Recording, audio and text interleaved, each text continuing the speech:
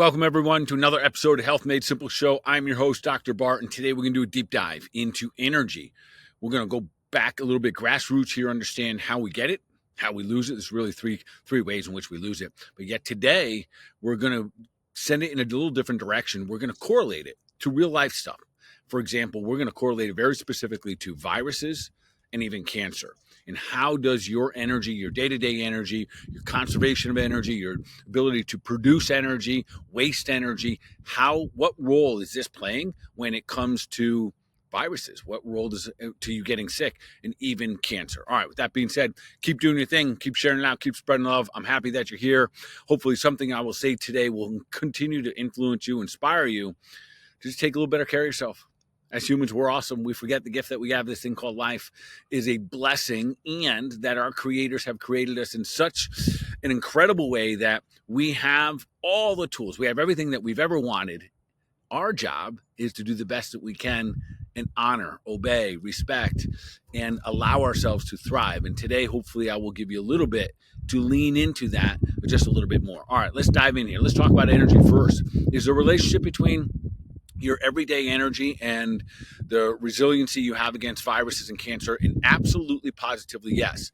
So we immediately have to kind of change the narrative that we hear so often, is that, oh, you got cancer, or it was a genetic thing, or you just got a virus because there's a boogly woogly thing out there. And yes, those are part of the answers of why we do or don't have those things, but it's not the complete answer. So today I'll probably give you a little bit more of a grassroots. So it really puts us in the driver's seat. It gives us power. It gives us the initiative to take action. And that action then gives us more of a desired outcomes. And that's really what we want. What are our desired outcomes? Just a reminder here is to be an awesome human being, to be someone who has energy, who has clarity, who has passion, who has love in their life, and has the ability to live their life out loud whenever and however they want. All right, let's talk about energy. Let's wheel it back just a little bit. Let's go back old school to school. Even if you're not in healthcare, most likely you've heard a couple things, or you're paying attention now. And we bring you back to something called your mitochondria. Many of you know the mitochondria, or maybe you don't know, but I'll fuel you in. So we'll back it up even a step farther here. Your body has about 35 trillion cells. And yes, that is a lot of cells, 35 trillion cells. About 85% of those are red blood cells.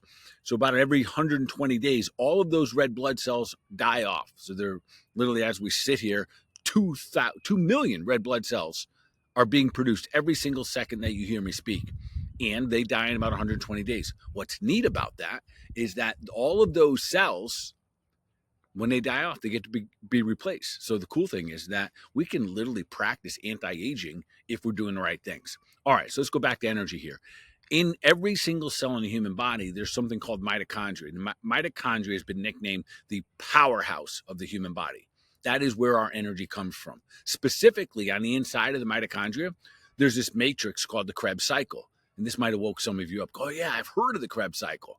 And there's one thing very specifically the Krebs cycle, its goal to do is take in everything that comes into the human body, whether it's going on our skin or a reaction to the sunlight, or we're eating it. Most importantly, what we're putting into our mouth goes into the body. The liver is going to help break it down and send it out to all these cells.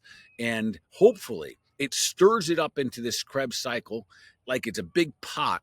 And then what it kicks out is something called ATP. That is what you and I use for energy. So humans need ATP. That is our driving force. That is where we get energy from. No, energy does not come from a cup of coffee. It doesn't come necessarily from a Red Bull or from a Monster drink. I know those things excite us, and I know that those things rev us up or stimulate us, but they don't technically give us energy.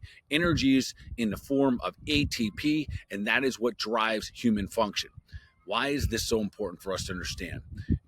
3 reasons. Well, there's 3 things that ATP is doing. The very first thing that ATP does for you, and I'm hoping this sits in a place that you go, oh, interesting. I probably shouldn't waste my energy, and I probably should create a good source of it. Number 1 is this, that ATP's number 1 job, the energy that your body produces, is designed so it can go out and protect you. Yes, energy is first designed to protect you. Why? Because you got to stay alive. Number 2, it then is designed, ATP is used to help you heal. So protect, heal, and then experience. So the 3 things in that order are very important when it comes to understand how the human body is designed and utilizes energy. Number one is for protection, number two is for healing, and number three is for experiencing. You and I are trying to always jump to number three. We're trying to always skip over defending our bodies or having our bodies defend themselves. We're always trying to skip over the healing phase from anything. And then we're always trying to get into the experiential, which is nothing wrong with. But the more in tune we get with our bodies, and the more we start to recognize and honor, quite frankly, the human body, the human spirit, and understand this energy play that we have from the inside, that is when we become the better human being. That is when we become a stronger, more diligent, and human that has more capacity.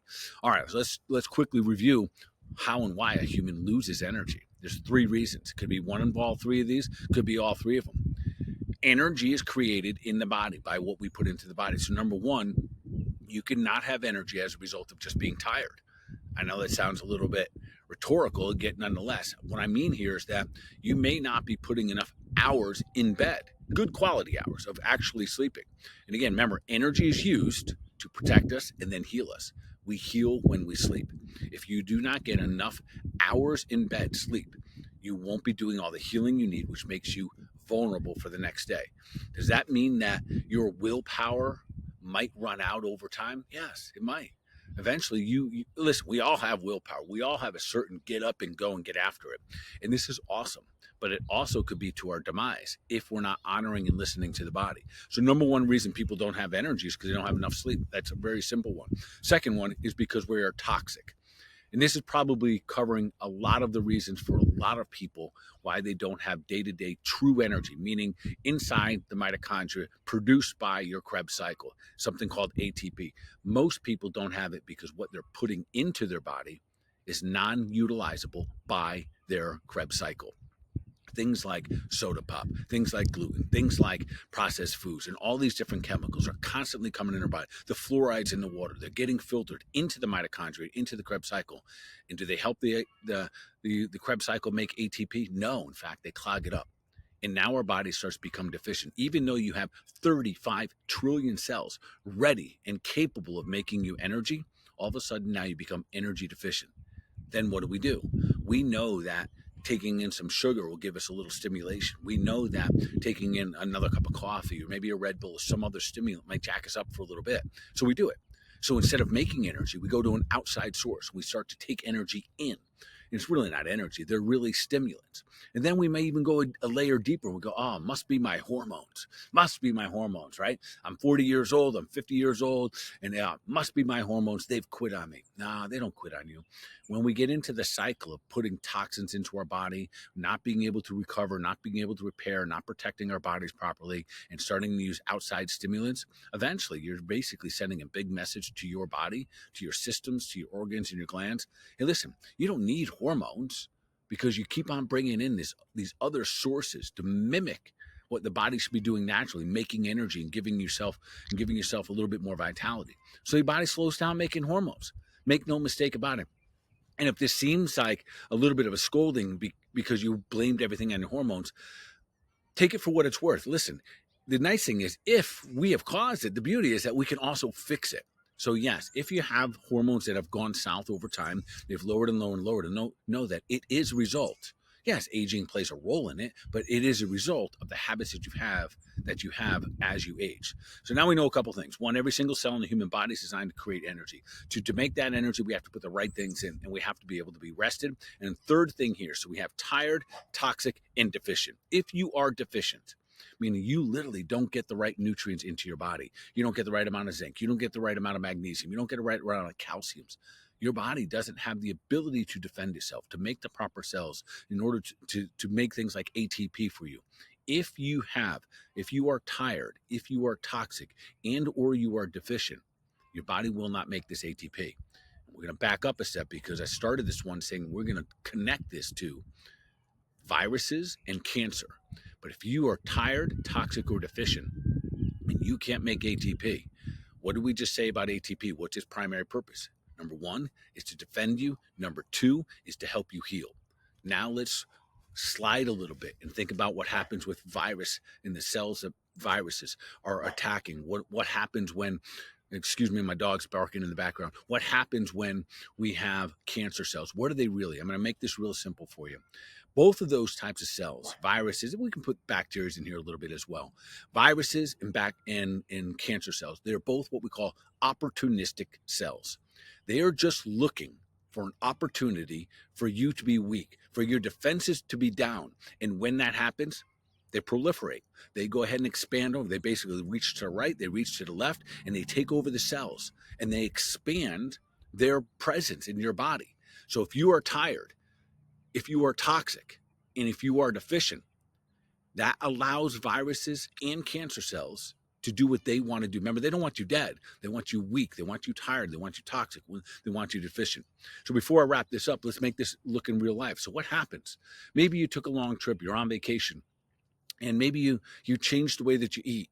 You didn't eat that good. You put a lot of toxins in your body, but it was all justified because you were having a fun time. And maybe there was an event going on and you decided that you would stay up later and you drink more alcohol. And now you're tired and you're toxic. And so the next day you get up, you don't have energy and you suck back an extra cup of coffee. That leaches out more minerals. Maybe you eat a little more gluten. That has phytic acid in it. That phytic acid robs things like zinc and magnesium and iron from your body. And now the next thing you know, these subtle little simple activities we do in life, they start to add up to you being tired, toxic, and deficient. Now you don't have energy, and now you've set the stage for both viruses and cancer cells to be able to take action within your body. So the beauty is this. So don't let that scare you. Don't even let that make you nervous. Let that be exciting to you, and let you and kind of take this, the bull by the horns and let yourself know that, hey, listen, if I continue to improve my habits, I continue to move better, eat better, and think better, sleep a little bit better, hydrate a little bit better, learn how to listen to my body, then your potential for eliminating or avoiding altogether things like viruses, things like cancers, become better and better. All right. With that being said, that's our simple health tip for the week. This is your Health Made Simple show point here is that if you allow yourself, your body, to continue to make more energy, you have an opportunity firsthand to start to avoid things like viruses and cancers. Don't fall prey to the kind of the narrative that these things just happen to us. We have a lot of control over these, and it really links back to energy. So being a human being who's full of energy is a good thing. How do we go about doing this? We got to make sure that we're not tired, we're not toxic, and we're not deficient. Thank you for being here. Hope you enjoyed this episode of the Health Made Simple show. I look forward to having you on another episode. Until then, y'all be awesome.